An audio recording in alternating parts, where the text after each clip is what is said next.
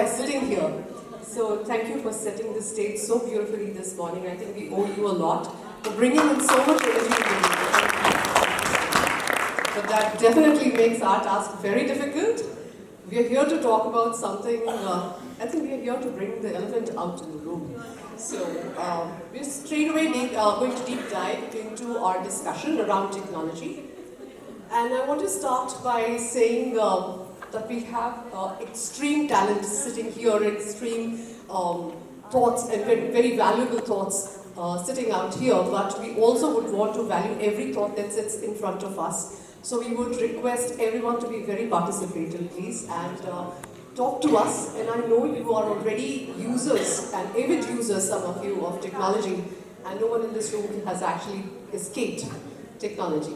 So let's start with a thought that we are actually sitting at the cusp of a moonshot, literally, where technology is going to change drastically our lives in the years to come if it hasn't changed already. We already live differently, we already breathe differently, but here we are to think about EdTech, that is technology in education, and how we can take it further to attain our Sustainable Development Goal number 4, which would be quality education for life. So unlocking this huge opportunity that technology provides us, I start with my first question, and I throw it open to our panel to begin with. And our question is that for more than 30 years now, actually, we've been speaking about technology and the way it can be used in the classrooms and the potential that it holds. But what's been the top few changes that we have actually taken notice of, brought to our classrooms, and that have actually made an impact in our classrooms? So anyone who would like to, I think we could start with you. Thank you. Thank you for the question.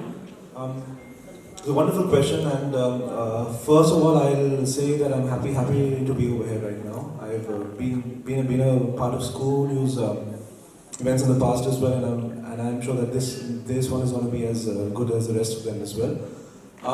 Well, there isn't much to say after a wonderful session by our dear friend over there. He's really set the tone for us. But then talking about education and talking about the role of tech in education, it's important to understand the fundamentals of our education system first of all. There's something that I just want to share prior hand, is that we shouldn't be surprised if our education system is doing what it was made for. What was the education system made for? First of all, if we trace the history of the Indian education system, it's pretty evident that it hasn't changed over the last century or so. And it was devised for this reason, and I like to quote Mr.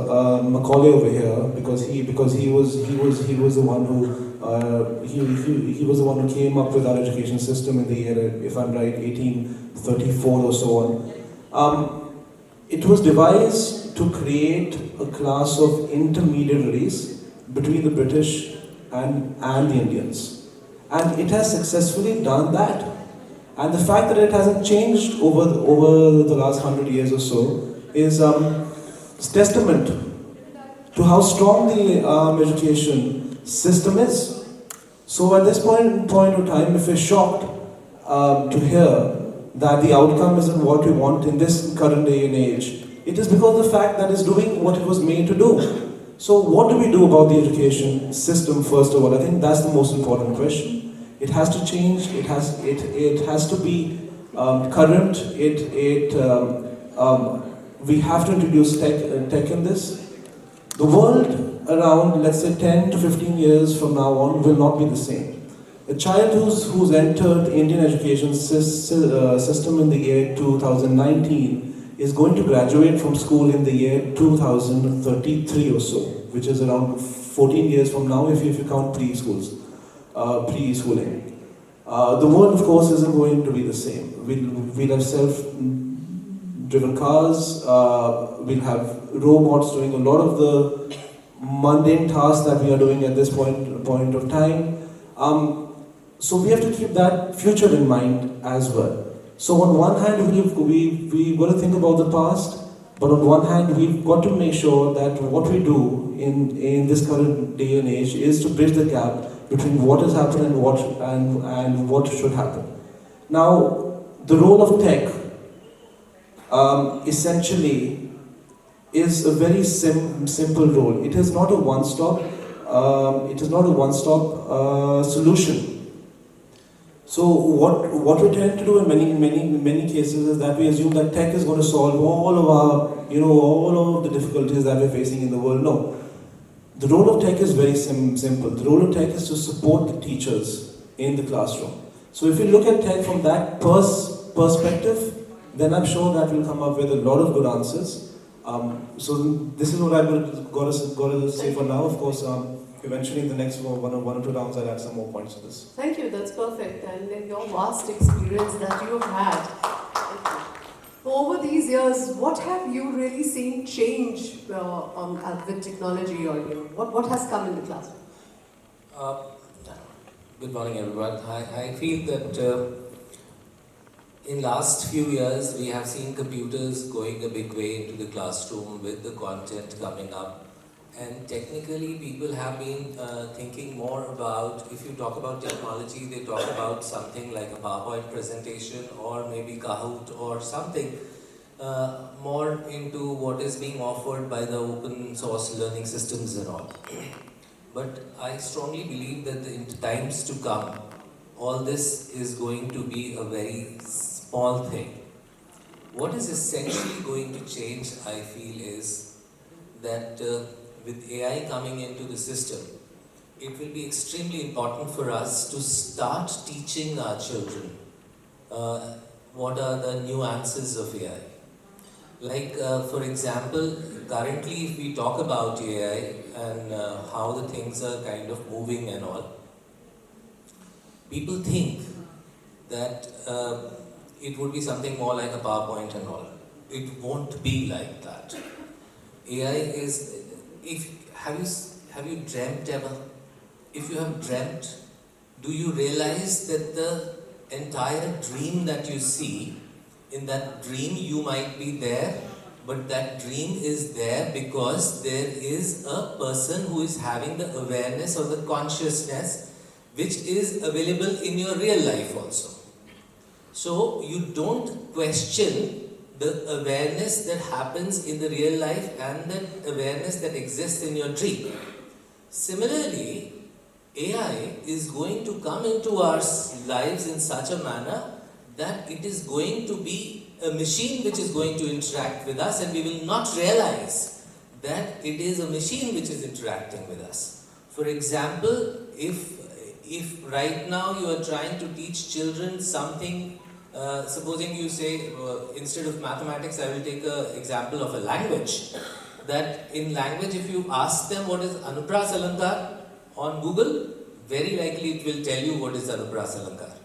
But if someone says, after looking at Vikramjit what he did, if someone just reads out a couplet and then asks the computer to identify it, that say, atak atak jhatpat pan ghatpat chatak matak nar naveli, if this is said out, read out, then will the computer act as a live human being in front of you and tell you what are the nuances of this system? And that is how the AI is going to change our perceptions of teaching. And in order to come to that level, what is essential is that we start teaching in our children what exactly is done by machines. And we can teach machines in the same manner as we teach a child. And all the learning levels can be followed, and then those machines have a better understanding and come back to us, and therefore they will interact in the way in which we want, and they would be much better, giving much better performances as we want humans to be giving. Of course, it has its own kind of pros and cons which are to be deliberated, but this is what I think is going to change in the next few years. Thank you. I think two very valid points. That one, of course, we are not untouched by technology. We are looking at much impact and much change in our classrooms. Two, we are looking at artificial intelligence changing the way we live, learn, and talk. And now I request Poonam to please share her thoughts as to where does she see change in the number of years that she has spent. We were just over the cup of coffee discussing the number of years that she spent in this whole area. I think you said 30 plus, right? So what is it? Oh, sorry. Okay, I apologize. I take that back. No one heard that. Okay, so what is it that you feel has changed in the classroom due to technology? The most interesting part of technology is that technology has moved at its own pace and has had a natural adoption everywhere but in the classroom. In the classroom, it is still a thing. The day technology stops being a thing and we focus on the outcome and what we want to do in it, we will still be spot jogging. My vision of technology is Vikramjeet. If every classroom can have a Vikramjeet, technology has arrived and fulfilled its purpose. Scaling, yes. Taking it far, taking it to every room possible. The quality. You have to see, we might have enough schools, but only technology can enable us quality, access and precision. And the best teachers to reach every child across the country because it's his right to get access to quality education. And all of us, between them and the best teacher, are the barriers. And the technology allows us to break those barriers. I think now I'm going to give it to Colonel Shekhar, the most important aspect of it, personalization. Do you think personalization is something that has actually settled into the classrooms, or are we still waiting, or how far have we reached there? Right. Thank you, Meenakshi. Good morning, ladies and gentlemen. After a very energetic start to the morning, having heard all the panelists, I am somewhat of a contrarian in some aspects. And let me give you 3 instances where technology is beginning to have a much more deeper impact. With effect from the end of 2019 and early 2020, the entire DNA sequence of a newborn child in Britain will be given to the parents. This is an official order by the British government. Your entire DNA is going to be given. Till now, it's given for cancer patients. Newborn children with that. So, second, I've spoken to Anju Bobby George, one of our finest long jumpers and athletes. She talks about gene-based doping, wherein entire DNA sequences are manipulated to create multiple Usain Bolts. And the third aspect, where Harish sir started off, wherein at many places AI is replacing the HR recruiter at the first and at the second stage. So clearly, whether we like it or not, we are into it. But simultaneously, as concomitantly as we look at it, the world, wherever you go, whether it's the stock market in the United States, 80% of it is based on algorithms, based on the emotions of the investor. So Rana Faruhar, the Financial Times editor, she says that this stock market, which is now showing such a hype, andar se bahut khoka hai. Some of us who understand it, the collapse is imminent. What I'm trying to point out, and she talked about personalization, it's the dream, the ultimate technology dream that each person, each individual gets his or her particular pathway, hopefully well paid, so that the system can work it out that way. Yes, personalized learning, individuals learn differently. However, I'm not quite very sure that we have reached anywhere close yet. Technology, is it important inside the classroom? Yes. Do I agree with her when she says it's been a thing, we have been reluctant to adopt it? Yes, even more. Do I agree with Harish that AI is going to change? Yes. But are there significant challenges in changing from what Macaulay has fed it into us to make us go beyond what we are doing presently today inside the classrooms? I really do not know. Hopefully in the next part I'll try and highlight what are the significant challenges when we look at it beyond what technology brings in as its positivity. So my take is technology is essential, how contextual it is, how many of Vikramjits can be created in the classroom in consonance with technology, how personalized it will be. Although my question is, should everything be personalized in a social world? These are questions I would have. We'll go on to it in our next stage. Thank you. Thank you. I think this is important for us to pause and let us have a pulse of the participants as to what do you feel in your classrooms. If you can just share what's on top of your mind. What has really changed? Is there any impact that you see? Because we see everyone investing in technology. There's a whole exhibit area out there where there are people who are selling you solutions to bring into your classrooms. But have you really benefited, or are we still waiting for those benefits to just start showing up? If you can please help us understand. Sure, please.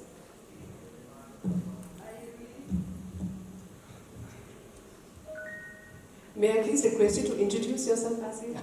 Thank you. Very good morning, I'm Dimple Verma and I'm venturing WizRobo where we are introducing robotics and STEM education. So since it's technology, so yes, definitely I like to talk about it. So the basic challenge what we face is once we enter the schools and create this awareness, children, they are really excited to learn and think about technology and we can actually develop their thought processes. But the challenge is the educators or the adults, they are not ready to adapt that technology. And this is the challenge which we actually face. And I'm not sure that how we are going to, sustain. Yes, everybody is ready. We are talking about AI. But are we actually developing those curriculums where we are introducing even STEM and robotics at the very, very basic level? So these are the challenges which I really would like to, share, that how we will be able to overcome all these. Thank you. That was valuable. What I really want to emphasize here is our conversation should be around, and I will re-emphasize, what is it that we have already achieved? Till we know what we have achieved, we cannot move on to the next level. We can talk about challenges, we can keep rolling out the hurdles or the barriers. We will talk about it, we are here to talk about it. But what is it that we've already achieved? Let's take cognition of that. Applaud and applause what has been achieved. So anyone, any school leader, any educator, any student in the room, if there is any, if you'd like to share, how do you see benefiting, learning using technology? Anyone? Wow, that's an uncomfortable silence. Yes, please. I think we've implemented technology in most of the schools. The only problem right now is content. The content that we have is standardized content which a team sitting in one part of the country, they are preparing and implementing it across the country and in some cases across the globe. Yes, personalization to some extent is required. So how about we let students participate, because they can also create better content these days. In many cases, I have personally seen they create better content than the teacher. So how about students participate and use the same technology to bridge that gap that we are facing these days? Valuable, very valuable. The most important thing with EdTech innovators is that they should continue to listen to whatever they see in the interaction with the schools. And I think I take pride in that we have always listened to these kind of advices. So the solution that we have created though gives you a certain level of standardization of quality across. Now quality has to be defined, that what outcomes you want. And we realize the system itself can have flexibility. It can be anchored on the foundational knowledge, can take you to the application level where there could be huge amount of case studies, yet leave it flexible for the teachers and students to add the uniqueness. And this kind of effort has come through. So what we have achieved over a period of time is listening and actually implementing. Because rather than being aggregators, the new edtech companies are developing things themselves. And then listening is critical if you want to give solutions. Also, I think the kind of partnerships that have set in, we must take cognition of the partnerships that have set in. Schools have actually broken down or brought down the walls and brought in technology partners to bring in that personalization or customization, as we call it. And yes, please. Yes. Simple point. If I have initially come across as somebody anti-technology, it's not quite true. I'm looking at it from a different perspective. Clearly, introduction of technology inside the classroom, the lesson plans, the videos, the PPTs, we found on a study in about 50 classrooms, the teacher gets about 6 to 7 minutes extra.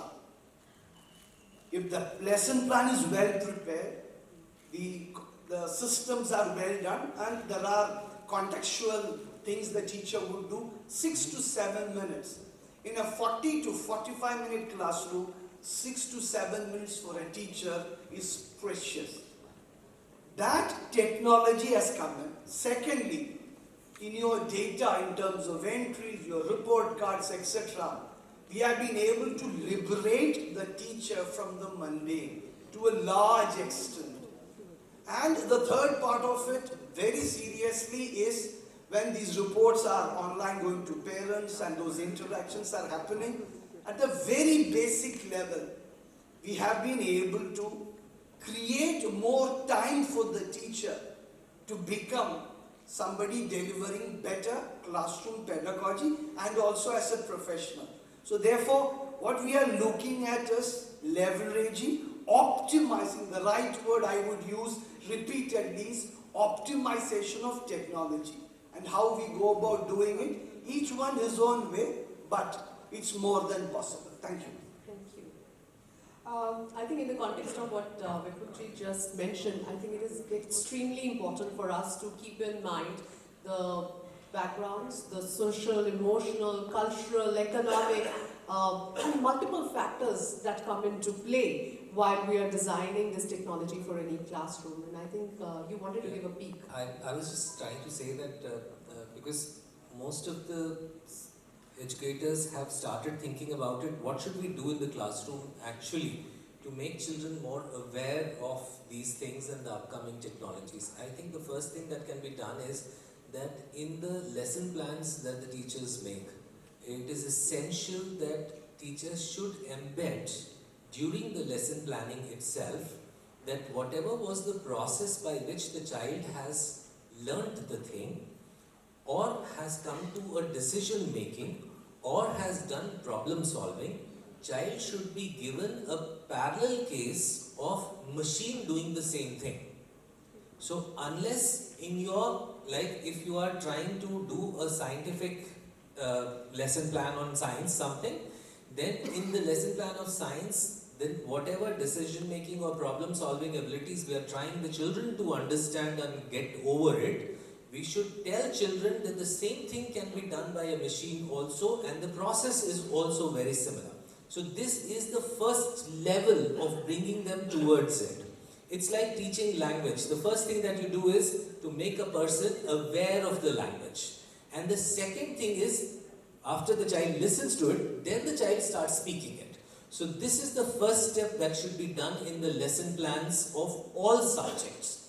And once this is done, the second step is that you bring this with the help of some YouTube videos or somewhere like those infinity box thing that is available on YouTube, where different types of sounds have been kind of categorized at random, and then this has been put up together in a pattern form, which is a very good experiment available for artificial intelligence also, for the children to understand the whole process. Then the coding can come into play.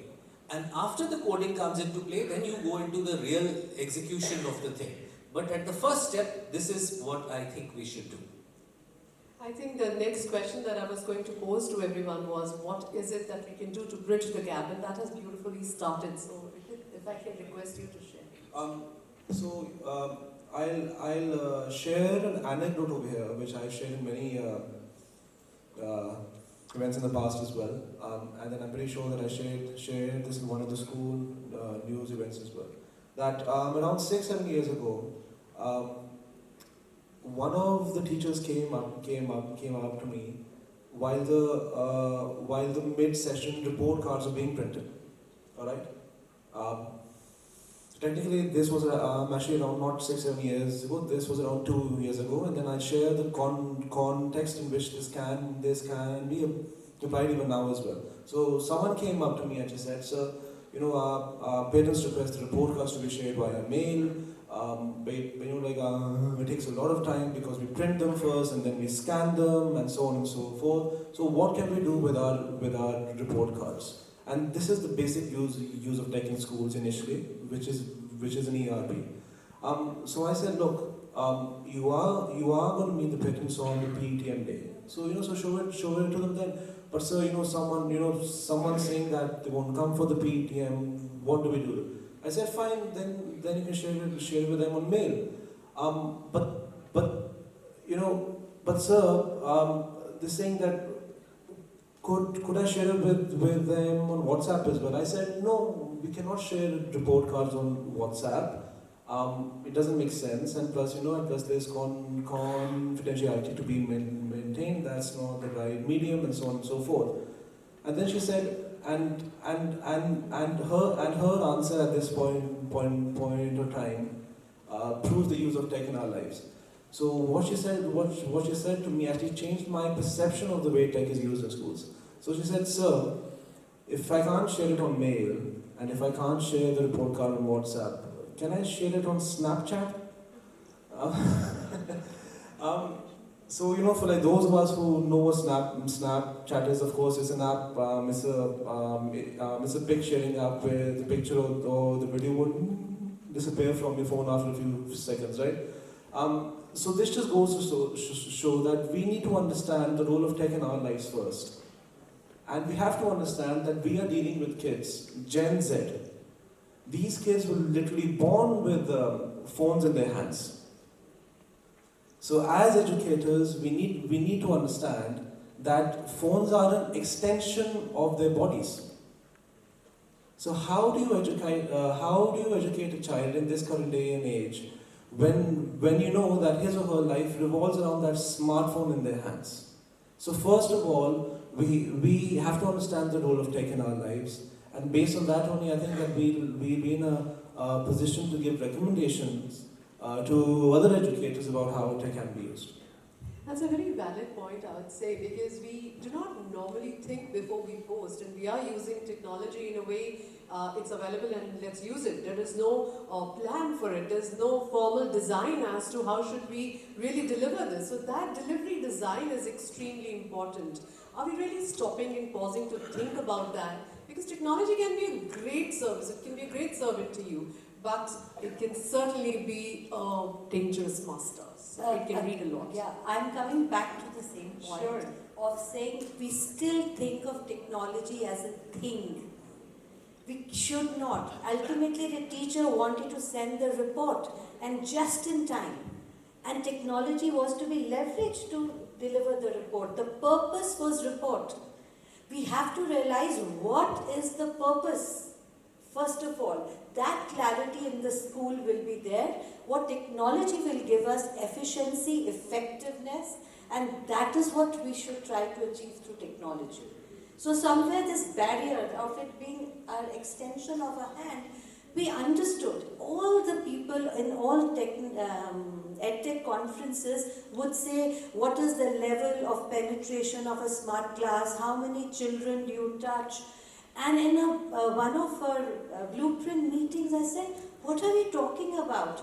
Why are we talking about 1 million children? To me, it is 1 billion who have the phone and they should have a right to education and I should be able to deliver that.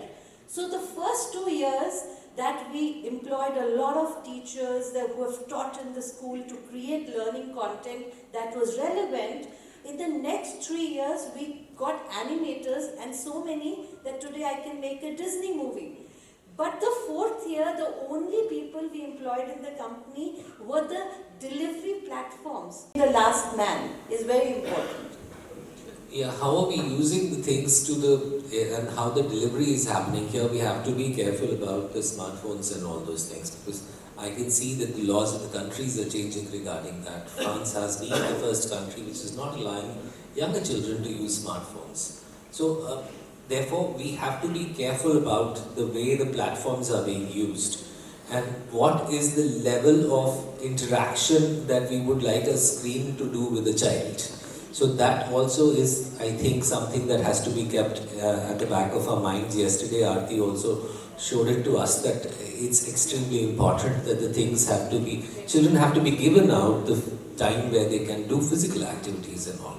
So technology, I think it's definitely going to be a game changer, but it definitely comes with certain pros and cons. Probably if you can throw some light on what are these delivery plans, or what is the planning? What should it entail to bring in that careful and conscious plan?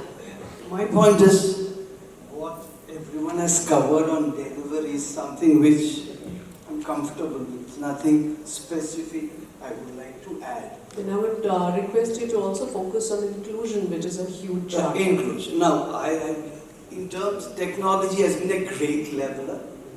It has made education at many levels much more democratic.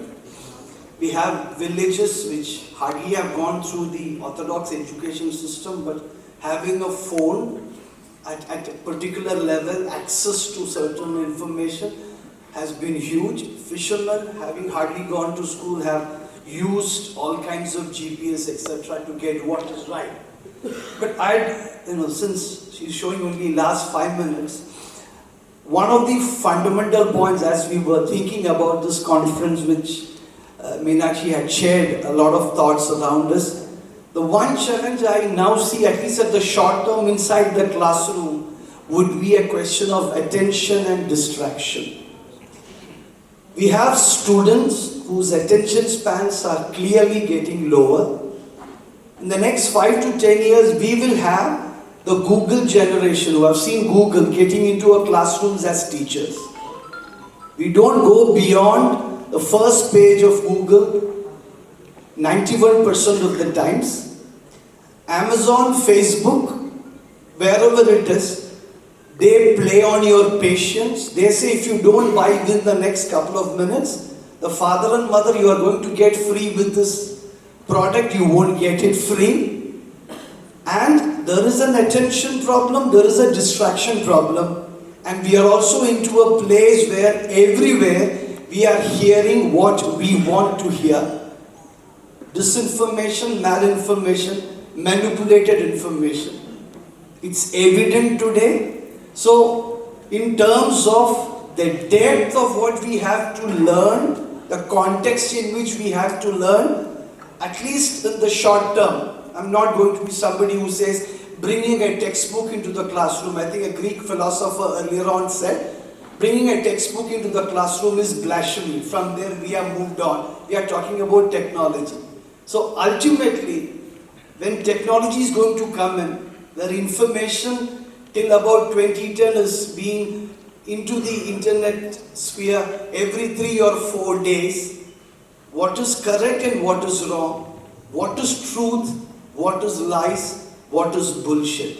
How much of us do we really understand in a world where bullshit and smart lying becomes, as Meenakshi wrote lightly, critical thinking today to win what you want, playing with emotions. So this is going to be a much bigger context. I leave it back to the moderator.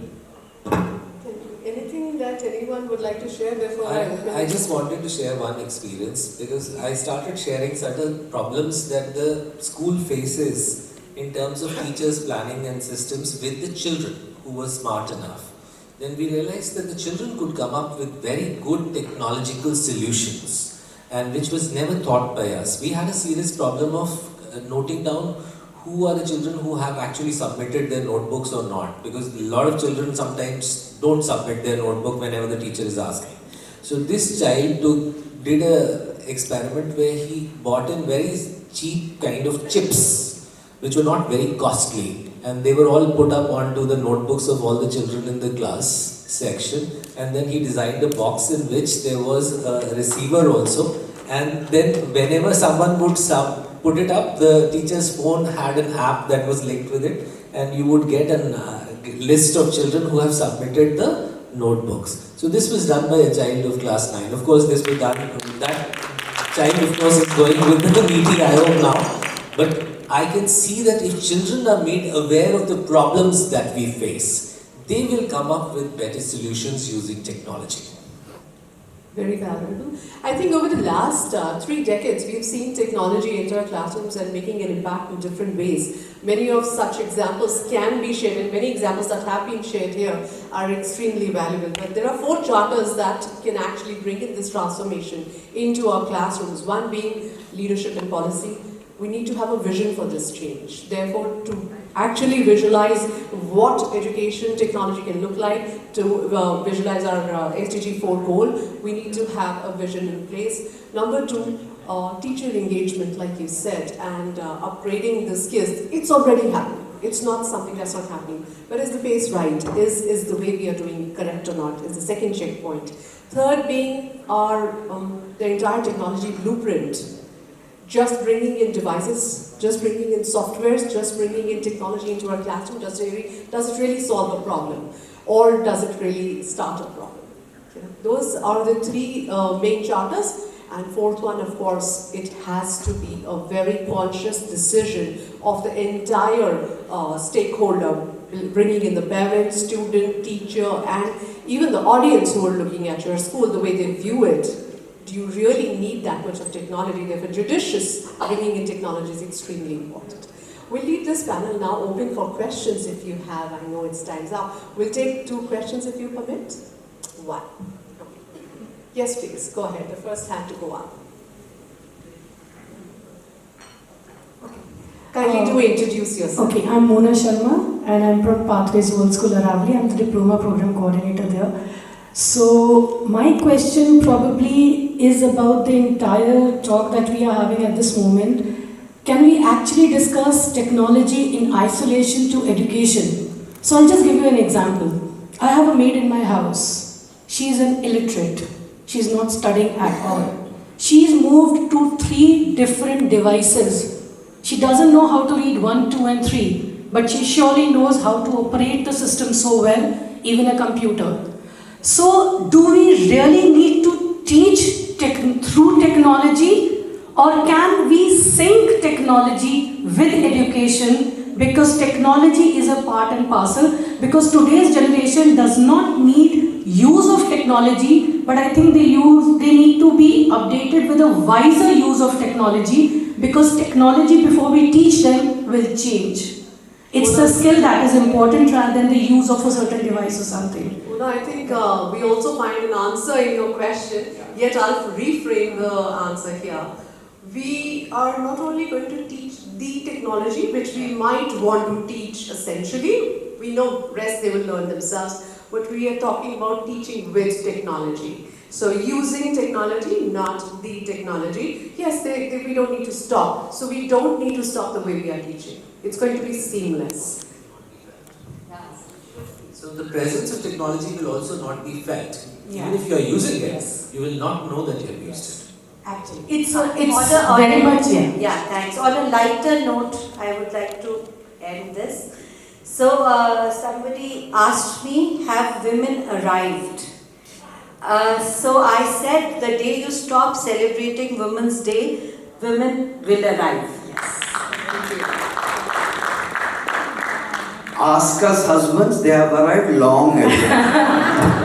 Thank you. I knew that could be far behind.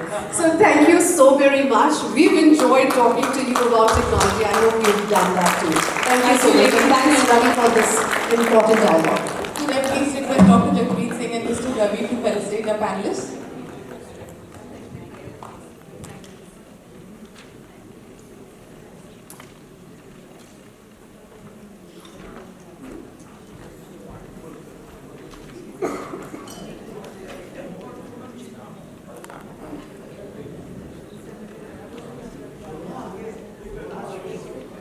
Shah.